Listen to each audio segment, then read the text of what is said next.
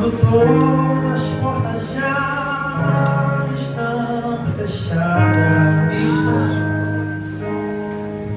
e não há uma saída pra você, enquanto ele canta, o Espírito acessa seu coração essa noite. uma voz tão mansa, doce e suave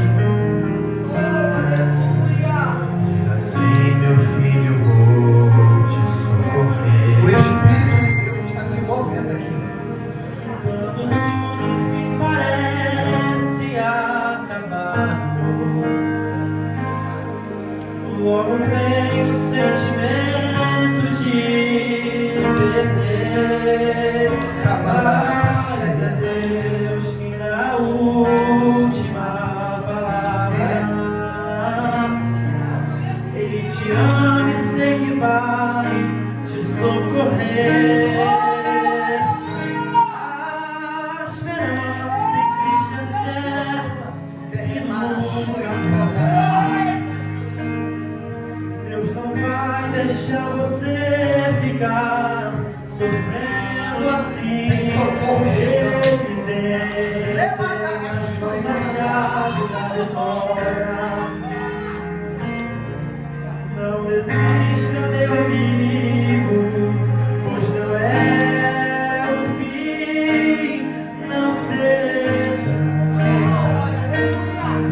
agora. Eu estou sentindo Jesus aqui, pastor. Que tua história não vai terminar assim. Descanse em Cristo, fazendo assim você será muito feliz.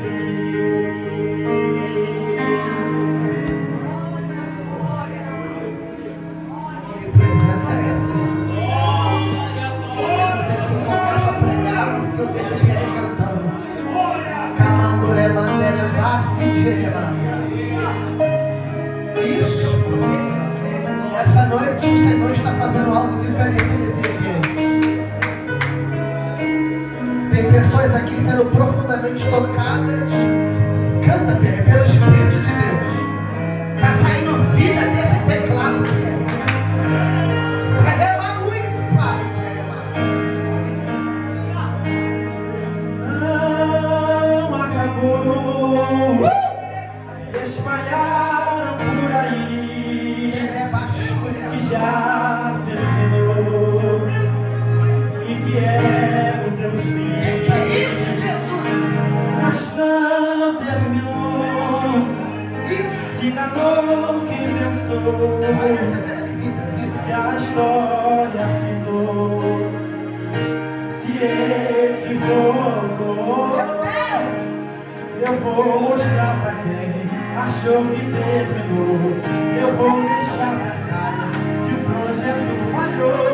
Eu vou chegar depois só pra impressionar. Estou mudando o contexto porque eu quero impactar. Já aviso logo, não pense que morreu, que a história acabou e que você perdeu. Eu vou entrar no ambiente da ópera. Que se precisar é só chamar. Grita o nome dele essa noite. Não preciso. Eu quero intimidade, eu sou teu pai. É só chamar. Não é só.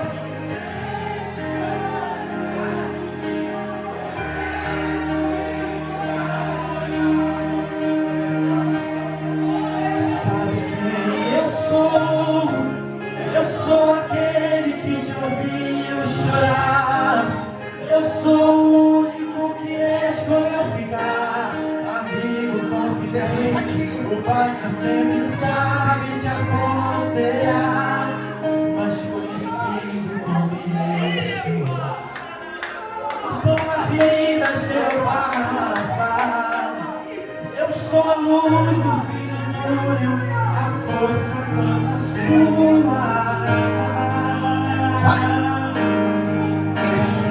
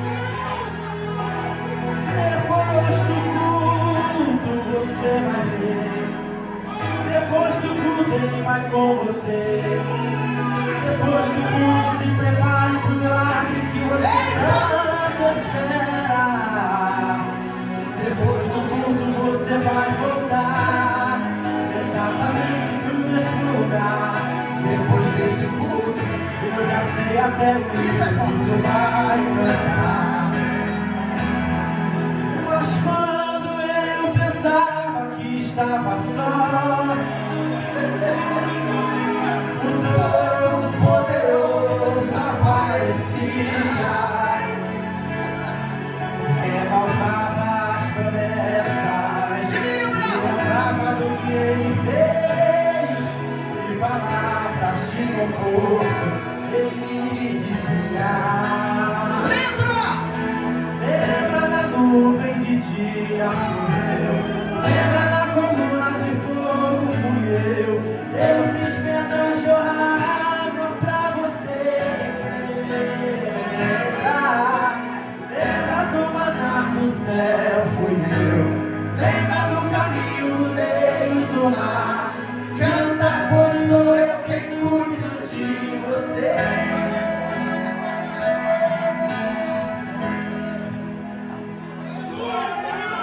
Ninguém vai te tocar, Ninguém vai te deter, e se te acusar, eu defendo você.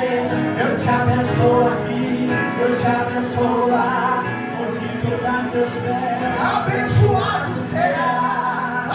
eu dou, exalto, abato e honro, dou e tiro, tenho, faço, mando, posso, eu sou.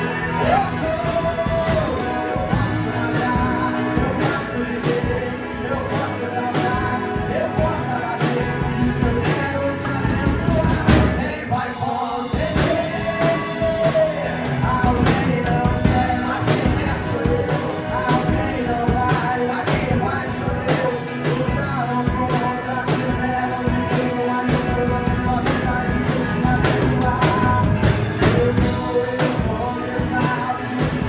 abaixo e honro, dou e tiro, tenho, faço, mando, posso, eu sou.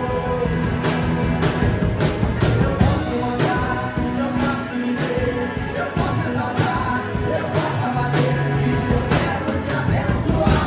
quem vai comigo? Você pode aplaudir Jesus aí?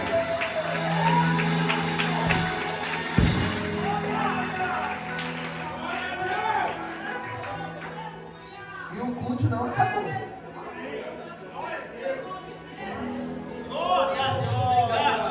Evangelho de Marcos, capítulo 10.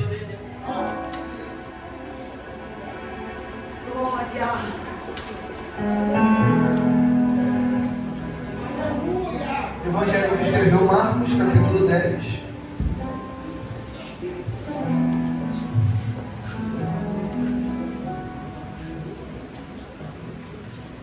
A partir do verso do número 46.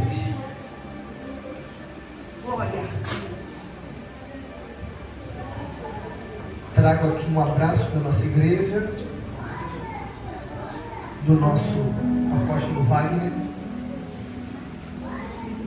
É bom estar aqui.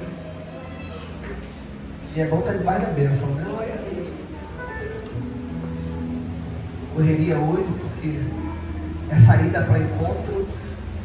Aí, jovens de 13 a 17 anos, um ônibus lotado, correria, um alvoroço. Mas a gente chega. As minhas filhas, pai, a gente está atrasado. Eu falei, filho de pastor é assim. Nem sempre consegue chegar na hora. Era para chegar, né? Mas não dá. Correria. Deixei as meninas lá. A gente correu para cá. Todos acharam o texto? Glória a Deus. Diz assim: depois foram para Jericó. E saindo ele de Jericó com seus discípulos e uma grande multidão, Bartimeu, o cego, filho de Timeu, estava sentado junto ao caminho, mendigando. E ouvindo que era Jesus de Nazaré, começou a clamar e dizer: Jesus, filho de Davi, tem misericórdia de mim. Muitos o repreendiam para que se calasse, mas ele clamava cada vez mais: Filho de Davi, tem misericórdia de mim. E Jesus, parando, disse que o chamassem. E chamaram o cego, dizendo-lhe: tem bom ânimo, levanta-te.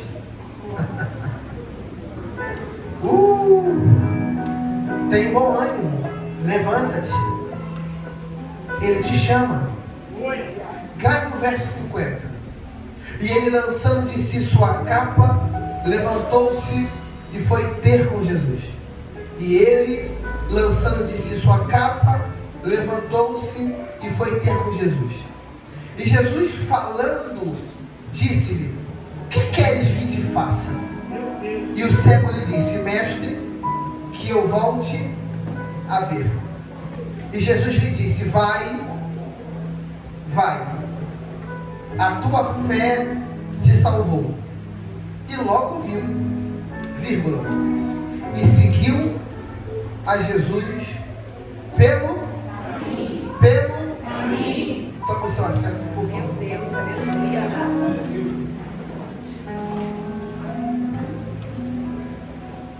Eu preciso. Essa palavra o Senhor colocou no meu coração. Já tem alguns dias. É uma palavra que na verdade ela não é nova para mim, pelo fato de já ter pregado ela algumas vezes.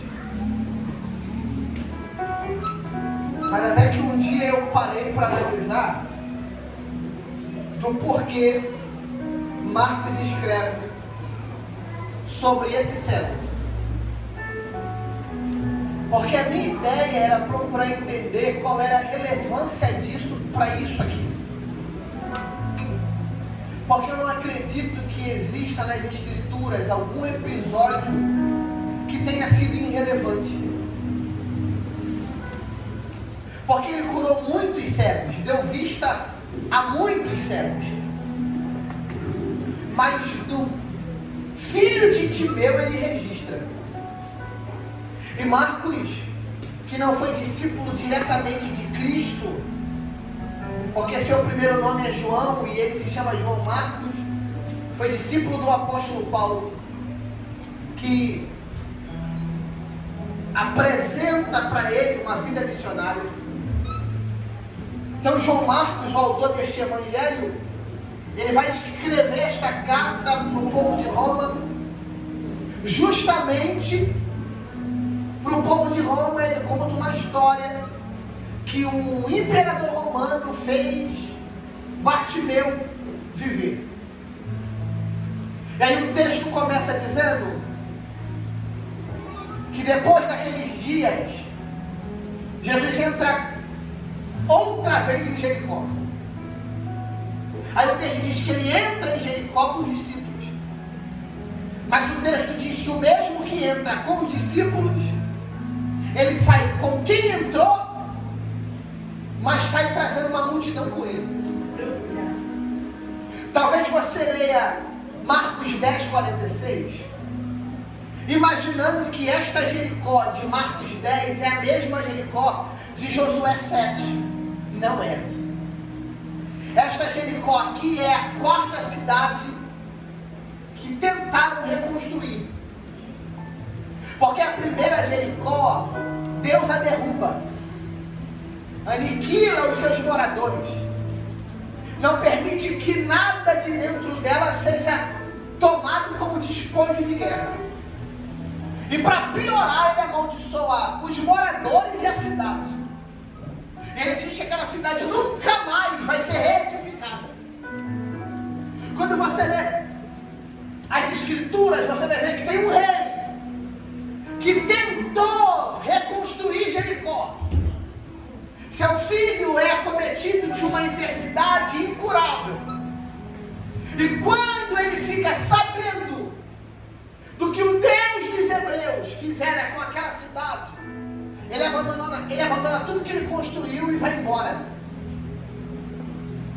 Passam-se provavelmente uns 1400 anos.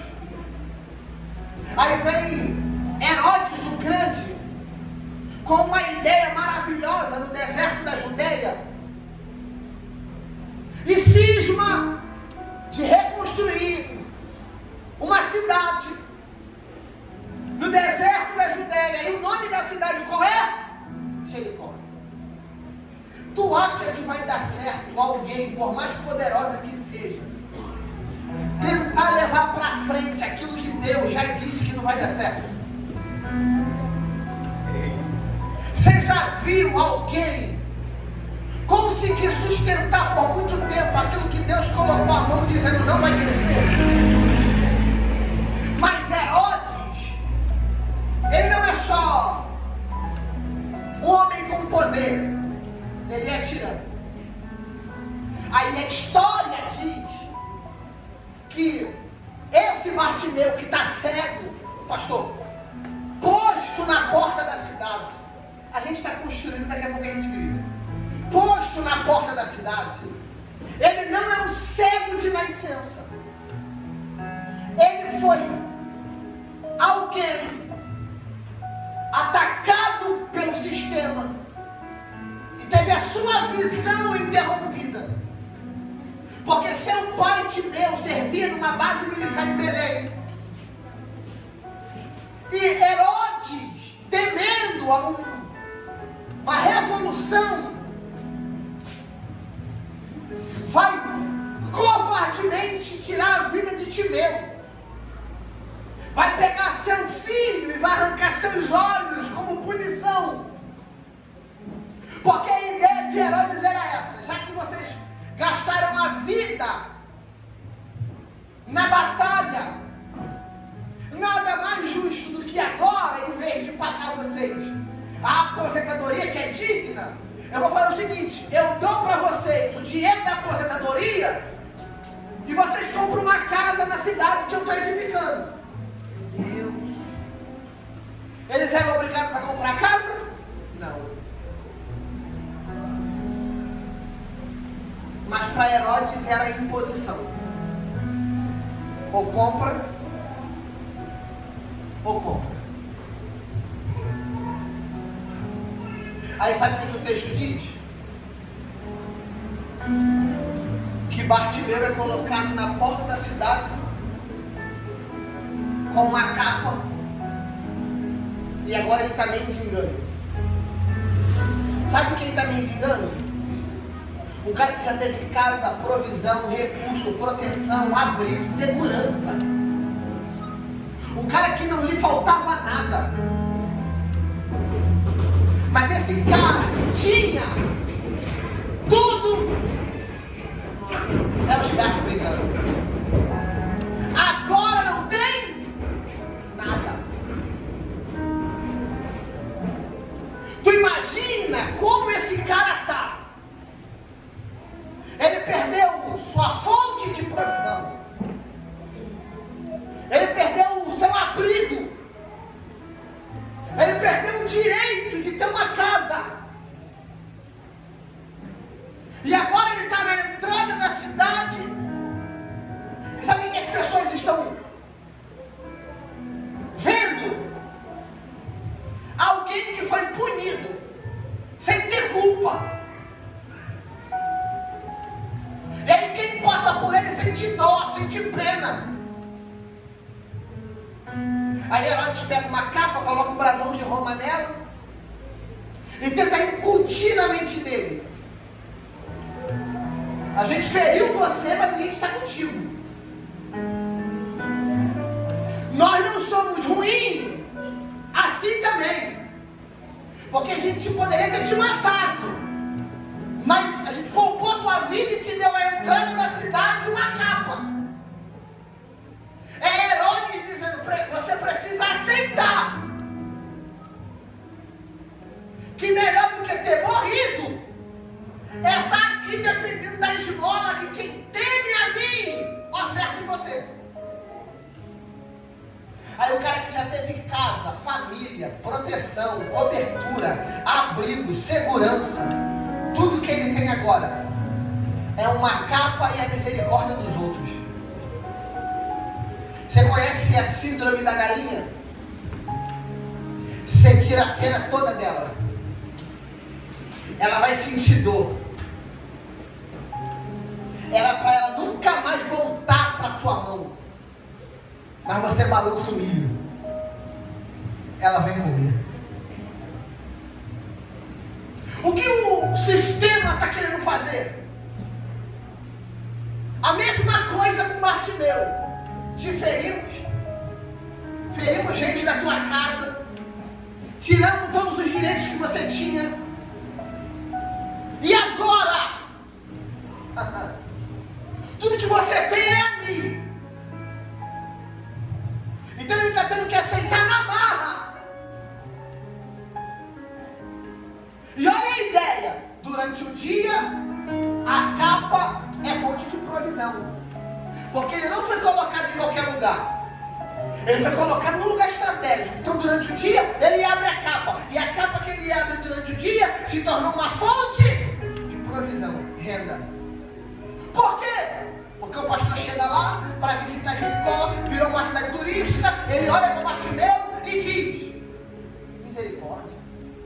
Ele pega a sua moeda de prata e dá ao pobre. Sendo que quando o dia termina, ele sacode a poeira da capa. Porque a capa que durante o dia foi abrigo, foi fonte de renda, foi provisão, agora é proteção. Olha que sistema bonito.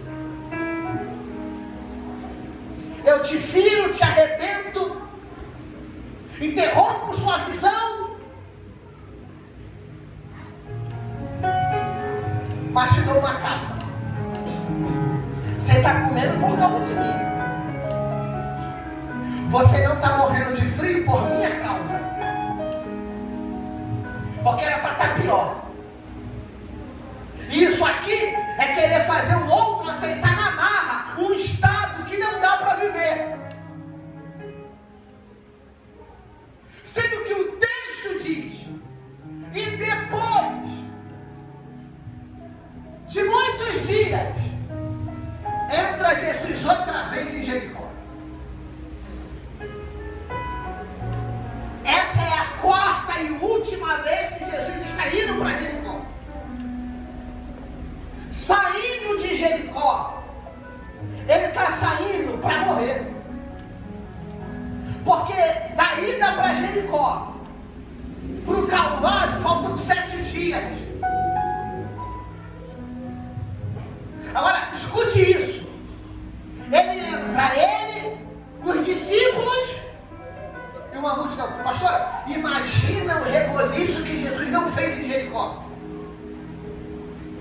Porque ele entra com os discípulos, mas ele sai com a multidão dizendo: eu não fico mais aqui. Pastor, por que o senhor está devagar hoje? Porque eu quero que você entenda, hoje é noite, que o céu vai te arrancar de um ambiente de escravidão que você não pode mais aceitar sobre você. É por isso que ele está dizendo: eu não vou passar só, eu vou resolver todos os problemas. E quem quiser deixar de ser escravo à noite é essa.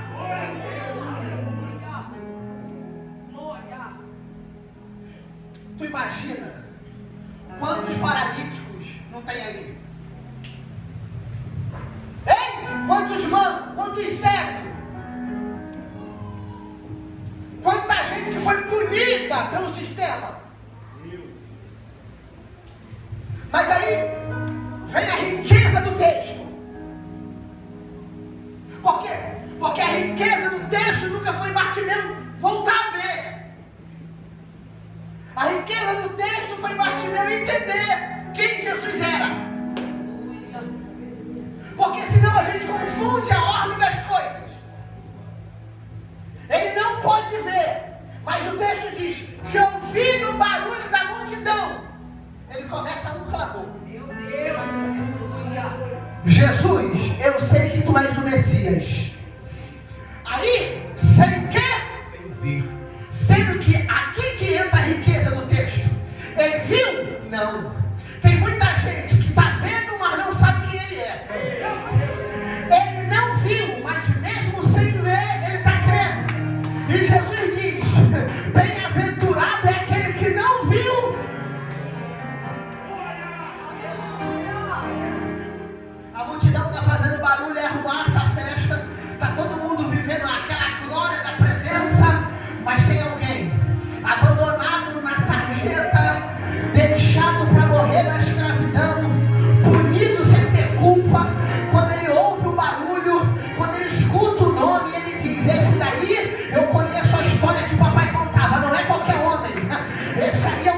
Messias, esse aí é o Cristo. Aí ele vai reconhecer a árvore genealógica e ele vai dizer: Jesus da casa de Davi.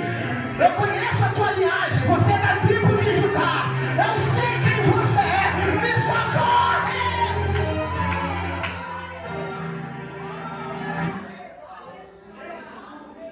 Eu aprendi algo com o tempo. Porque a gente tem a mania de acreditar no seguinte: ele sabe de tudo que eu tô. Pastor, tem vezes que você vai saber do que eu tô passando, mas se eu não comunicar, não tem como o senhor agir.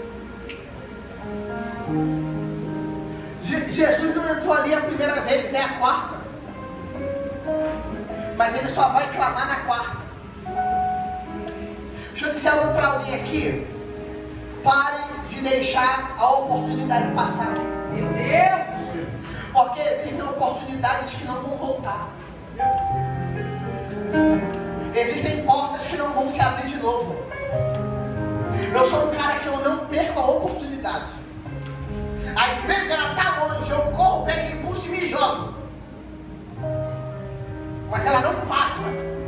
Sabe por quê?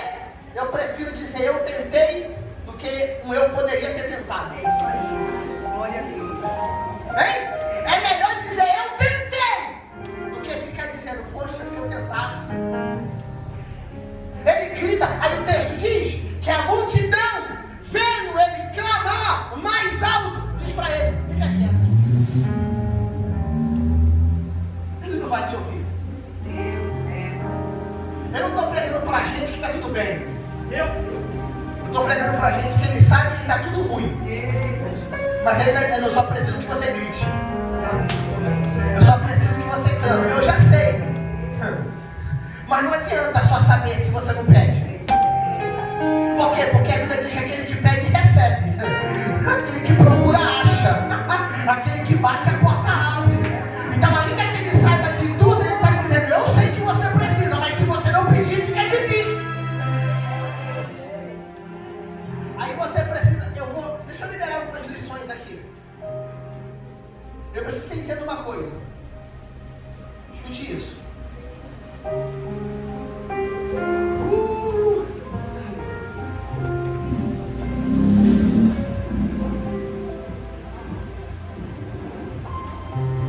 Você precisa ter percepção e discernimento. De que, Rafael? De entender. Ou eu faço alguma coisa agora. Talvez o que o céu está esperando de alguém aqui é uma ação, tá? Porque não dá para ficar idealizando e não colocando para fora. Hoje o céu está querendo que você tire do campo das ideias e entrega para a realidade. Como assim, pastor?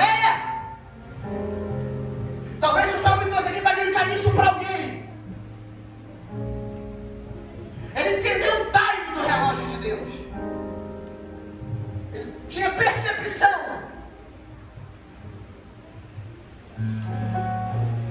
Aí o texto diz que a multidão diz para ele: sabe o quê? Não faz nada. Você precisa entender que todas as vezes que você estiver perto de viver o maior milagre da sua vida, uma multidão vai se opor, tentando de todas as formas desanimar você. E de que maneira a multidão tentava desanimar ele? Não grita. O mestre não vai te ouvir. Meu Deus, aleluia. Você lembra da mulher do fluxo de sangue? Sabe por que ela foi curada? Não foi porque ela tocou só. Foi porque ela decidiu não viver mais no estado que queriam que ela vivesse. Existem milagres que começam a tomar forma, não é quando eu recebo, é quando eu decido me posicionar contrário àquilo que todo mundo queria que eu aceitasse. Quer que eu repita? Porque a pastora entendeu. Existem milagres que começam a tomar forma, não é quando eu recebo o toque, é quando eu decido não aceitar mais aquilo que as pessoas queriam que eu engolisse a seco. Eu estou pregando para a gente aqui que o céu está dando força para você reagir hoje. Eu estou pregando para a gente aqui que o céu está dizendo, é hoje ou nunca mais. Ou você se reposiciona, se levanta, se ergue. É hoje!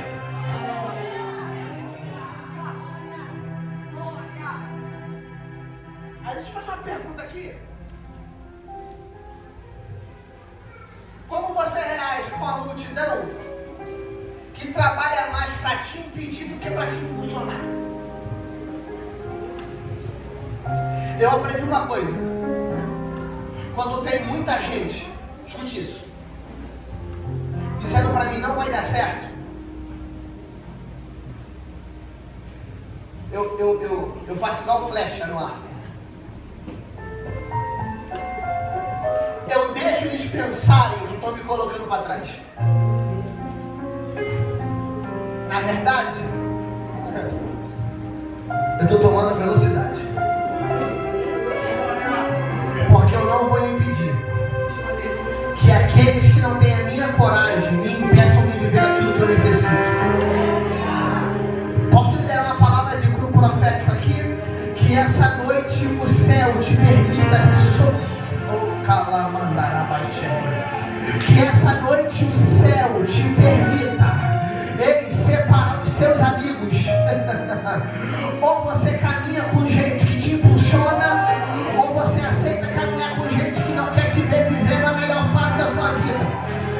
Eu estou pregando para a gente aqui que o céu está dizendo, vai ter gente que vai trabalhar a vida inteira para você não chegar no mesmo nível que o dele, mas só depende de você. O que o outro faz só vai agregar sobre você alguma coisa se você aceitar. Então hoje a palavra que eu tenho para você é: não escute a voz da multidão, escute o que Jesus está dizendo. O que Jesus diz tem mais poder.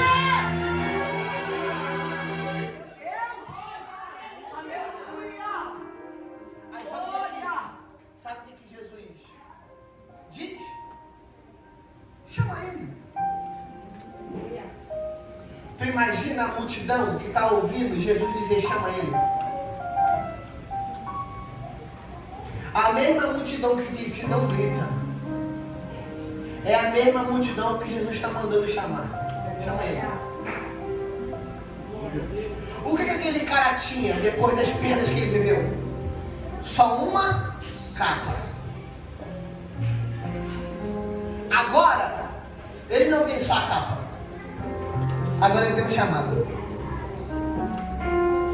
E eu preciso que você entenda isso para terminar a mensagem. O que você prefere? Você prefere ficar preso na capa porque a capa te rende? Ou você prefere abandonar a capa para ver o chamado? Não, é opcional. Você não tem obrigatoriedade de ir. E eu sei que a capa vai te seduzir. Eu sei que a capa vai te tentar. Eu sei. Mas entenda, melhor do que a capa que pode me propor moedas de misericórdia é o chamado. Por quê? Porque o chamado pode não me dar as moedas que a capa me dá, mas eu tenho uma garantia: eu nunca vou estar desamparado. Porque o céu não chama pessoas que ele não vai poder cuidar, sustentar, ajudar, prover.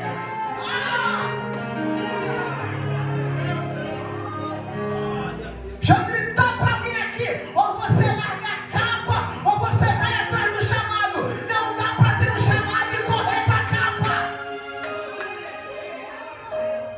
Porque há uma geração aí que prega, mas não larga a capa, canta, mas não larga a capa, tem igreja, mas não larga a capa. Não dá para negociar o chamado com a capa. Ou você bebe da fonte que vem do Cristo, ou você continua comendo na mão de Herodes. Eu vim pregar para alguém aqui e dizer: o diabo esta noite perdeu as forças, porque o céu me autoriza a pregar isso aqui para alguém. Você não vai mais depender da mão do sistema e nem de Herodes. A partir de hoje, teu recurso é o Cristo, tua dependência é o Cristo, tua água é o Cristo, o pão que tu vai comer é o Cristo.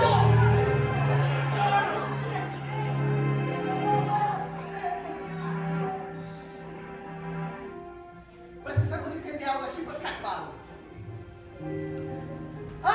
Jesus perguntar para ele o que queres que te faça, qual foi a única coisa que Jesus falou para ele? Chama ele. Foi ou não foi? Pastor, Jesus prometeu fazer alguma coisa por ele? Jesus disse assim: vem que eu faço. Olha que mensagem diferente da geração do século 21. Não, eu só vou se... Não, depois que eu largar isso eu vou. É gente que ama mais a capa do que a presença. Jesus está à procura de gente que ele não precisa prometer nada. Ei! Isso aqui não é um mercado. Aqui é até a casa do pão, mas não é padaria. Porque o que tem aqui não pode ser vendido ou comercializado. Aqui não é um balcão de promessa. Porque Jesus é apaixonado por gente que não precisa de promessa. Porque ter ele é o suficiente. Ei! Escute o que eu vou lhe dizer aqui. Cara, a geração mais deprimida da igreja é a que mais corre atrás de promessa. Por quê? Porque nunca amou Jesus de verdade. Aí quando não vive o que desejava, se frustra.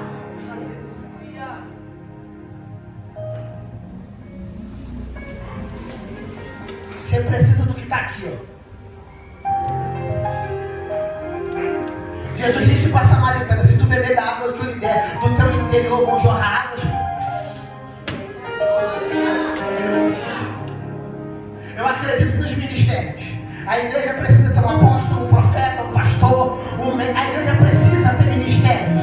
Mas a igreja não precisa ter aqui alguém que anime a plateia, alguém que fica contando mentira para os outros, alguém que fica revelando coisas mentirosas para os outros, alguém que fica profetizando que Deus não mandou. A minha oração é que se cumpra Ezequiel 13 sobre esses picaretas. Porque em Ezequiel 13 Deus disse: ai dos profetas que profetizam assim, diz o Senhor. Se o Senhor está falando, o ai de Deus virá sobre eles. Você precisa da palavra.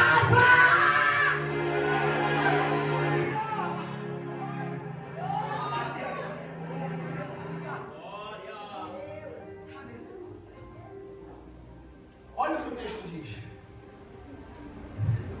Que ele se levanta,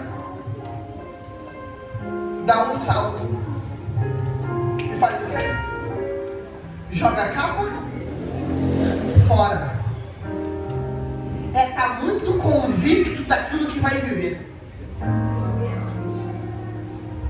Quando ele joga a capa fora, ele revela para Jesus que o que ele queria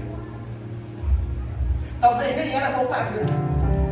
Era só ter alguém que tivesse poder de arrancar ele de uma prisão que sozinho não conseguiria se libertar. Porque o maior prisioneiro não é aquele que está preso em paredes. O maior prisioneiro é aquele que é prisioneiro aqui, ó. Porque se você for livre aqui, ambiente nenhum é cadeia. Eita, Jesus! Você lembra de José? José está preso, mas ele tem a chave da prisão. Ele fugiu? Não, por quê? Porque ele nunca foi um preso, ele nunca foi um escravo. Ele sempre foi alguém que entendeu: isso aqui é propósito de Deus na minha vida, e eu não vou lutar contra a vontade de Deus. Se ele me colocou aqui, é porque ele confia em mim. E ainda que eu tenha a chave para sair, quem me arranca daqui não é a chave, quem me arranca daqui é a promessa.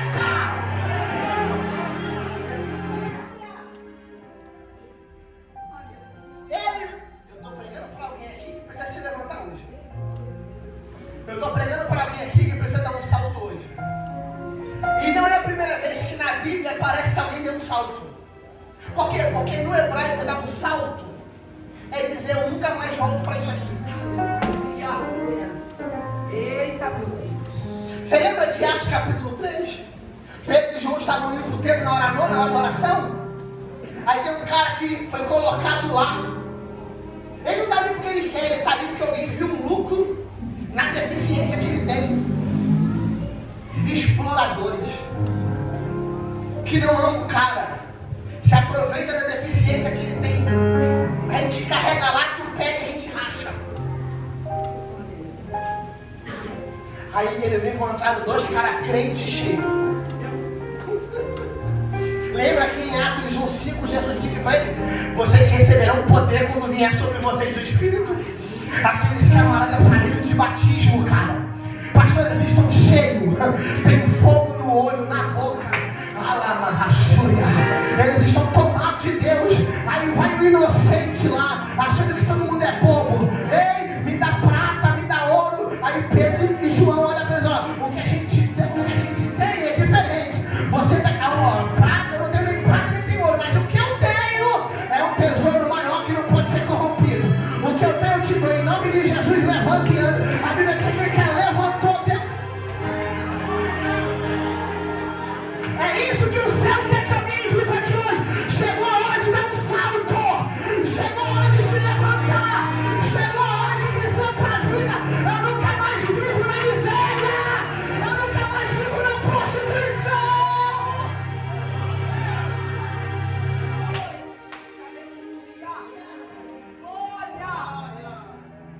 Ele se levanta. Aí ele joga a capa fora. Quando ele joga a capa fora, eu entendo muita coisa. Deixa eu dizer aqui: priorize mais o teu chamado. Confie mais na voz daquele que te chamou.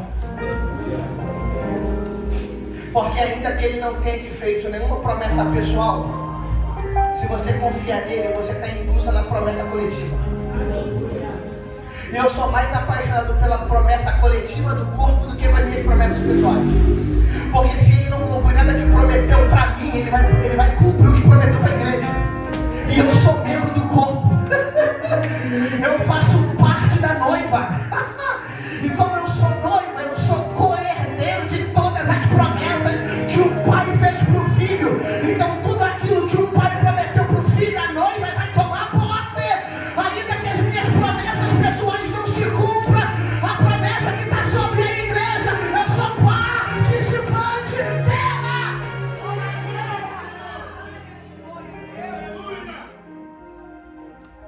Aí ele levanta e joga a capa fora. E eu encerro. Quando ele joga a capa fora, sabe o que o texto diz? Que ele vai. Mas jogar a capa fora é algo profético. Jogar a capa fora é dizer para o mundo espiritual: eu não como na mão de vocês nunca mais. Nunca mais vocês vão ser abrigo para mim. Nunca mais vocês vão ser provisão para mim. Hein? Chegou a hora de dizer isso, tá?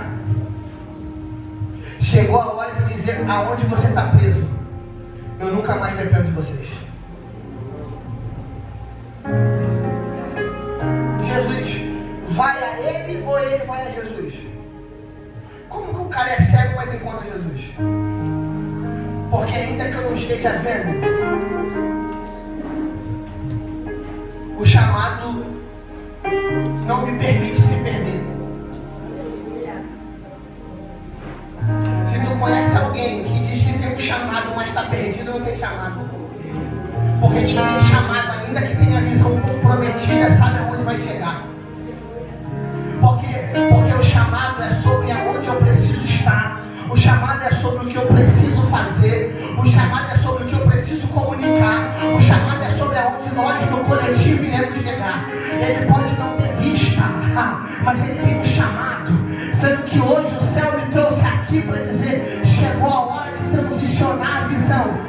Até hoje a visão de vocês ou era interrompida ou era limitada, mas hoje eu não vim aqui como um pregador. É por isso que eu passo um tempo sem vir, porque quando venho eu venho debaixo de uma palavra profética. Hoje o céu está dizendo: eu vou ampliar a visão. Eu não vou só abrir a visão, eu vou ampliar a visão de vocês. Glória! Eu libero essa palavra para o ministério dessa casa, para os obreiros dessa casa. Chegou a hora de voltar a ter uma visão ampla. Então abre os olhos, porque hoje a tua fé te salvou cedo.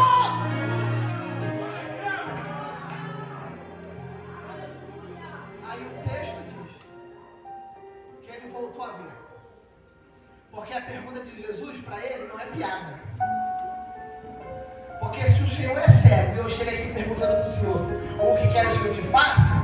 Parece que eu estou brincando. Sendo que Jesus ele não está fazendo piada. O que Jesus quer saber daquele cara é qual é a necessidade dele. Porque se a tua necessidade não for uma prioridade, você pode comprometer tudo.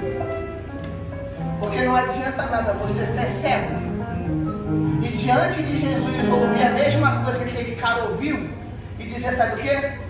Eu quero outra coisa. Jesus pergunta o que é para ele? O que queres que eu? Ele é cego, não é? Imagina se ele tem que me dar um carro.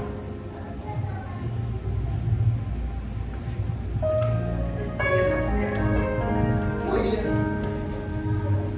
Então a pergunta não é só sobre a sua necessidade. A pergunta é, eu preciso saber onde está a sua prioridade. Meu Deus! Porque eu não quero alguém que abandone a capa, mas que não sabe o que é. Ele diz, mestre, eu não larguei a capa só para vir aqui. Eu quero voltar porque eu tenho uma prioridade. Chegou a hora da gente lançar nossa prioridade aos pés dele. Aí o texto diz que Jesus diz para ele, a tua fé te salvou. Vai. Você entende? Que o céu quer fazer em você para que você vá fazer nos outros? Vai. Porque esse é o propósito do Evangelho. Vai. Imagina você entrando lá na roupa.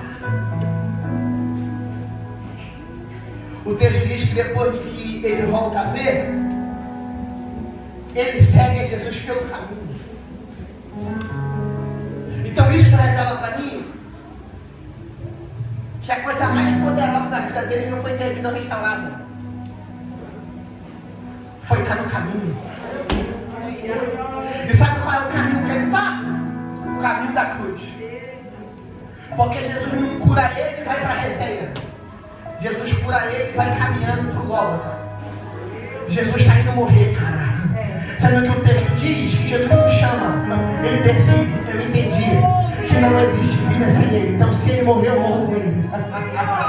Jesus está à procura de gente que tem coragem de ir até a última consequência por aquilo que acredita.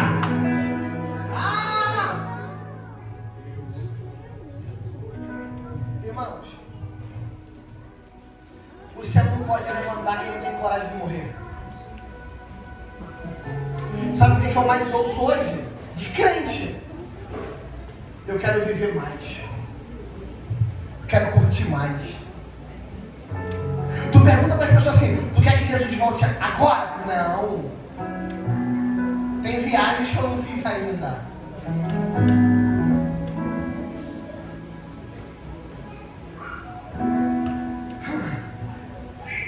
Sabe por que Neemias recebeu uma carta para restaurar a cidade?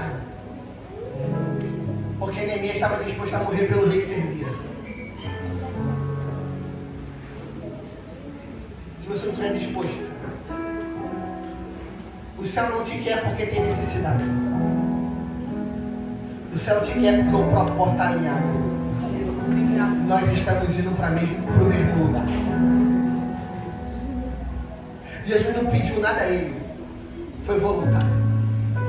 Parece que ele estava quando Jesus disse assim, quem quiser vir após mim, negue-se a si mesmo. Toma a sua cruz. Eu não vim pregar sobre o cego. Eu vim pregar sobre um lugar que todos nós precisamos voltar a ir. A cruz.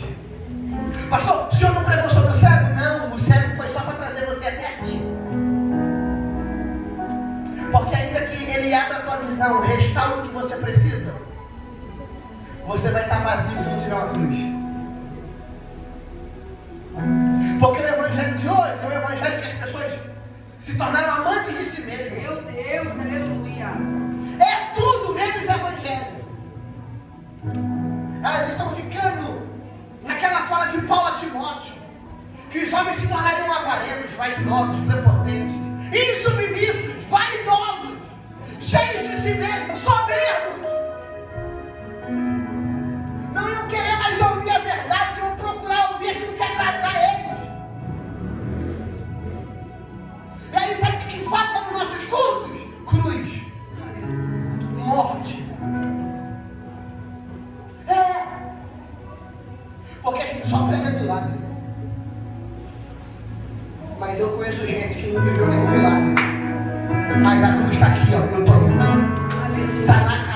roda, só vai andar na eternidade. É na terra aqui não vai andar. Mas está dizendo, eu não largo a cruz. Eu estou pregando sobre o cego, mas tem gente que não vai voltar a ver. Mas quando a trombeta tocar, os olhos vão se abrir. Eu estou pregando para gente que não sabe pronunciar uma palavra verbalmente. Mas quando a última trombeta tocar, vai se apresentar diante das nuvens. Onde Cristo vai estar com poder e glória. E ali Ele vai dizer, tu és o Cristo da minha vida. Eu estou pregando para gente que precisa voltar a amar mais o céu do que as promessas. As promessas vão passar.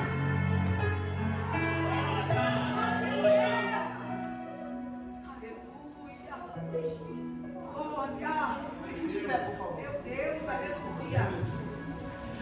Eu preciso calar todas as vozes, menos a tua. Silenciar todas as vozes, menos a tua. A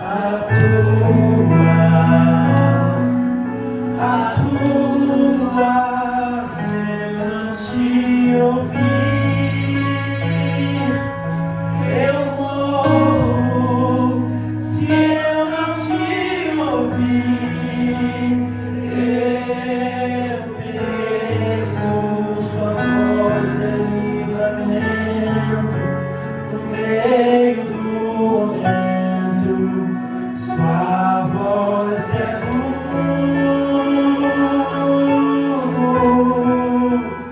Mas se eu te ouvir, eu vivo. Se eu te ouvir, eu prospero. Sua voz é segurança no começo, meio e fim. Sua voz é tudo.